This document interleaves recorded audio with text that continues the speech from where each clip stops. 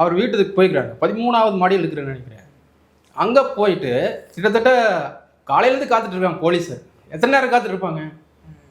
நீ என்ன அவ்வளோ பெரிய அப்பாட்டாக்குறானே, உனக்கு அவ்வளோ தூரம் இது கொடுக்கணுமா? வந்தால் நீ ஆண்மை உள்ள ஆளாக தான் நீ உடனே வெளியே வந்திருக்கணும். என்னங்க சார், என்ன சார் சம்மன், என்ன சார் சொல்லுங்கள் சார் அப்படின்ட்டு நீ வந்திருக்கணும். நீ உள்ளே பொட்டை மாற ஒழிஞ்சிட்டு பேச தெரியாமல் உள்ளே இருந்துட்டு வந்த உடனே நான் வக்கீல் வந்த உடனே பேசுவேன் அப்படின்னு என்ன அர்த்தம்? நீ என்ன ஜேர்னலிஸ்ட்?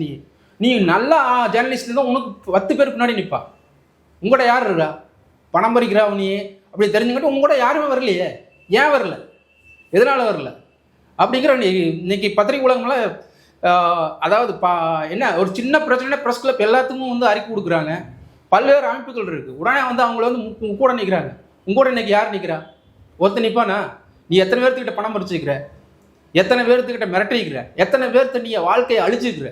நீ நல்லது செய்கிறன்ட்டு எத்தனை குடும்பங்களை அழிச்சுக்கிற அப்படிங்கிறது எல்லாமே எல்லாத்துக்குமே வெட்ட வெளிச்சமாக தெரிய வரும்.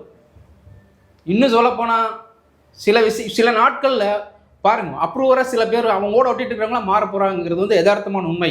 அது வரத்தான் போகுது. அது யாருன்னு நான் சொல்ல வர்றேன்.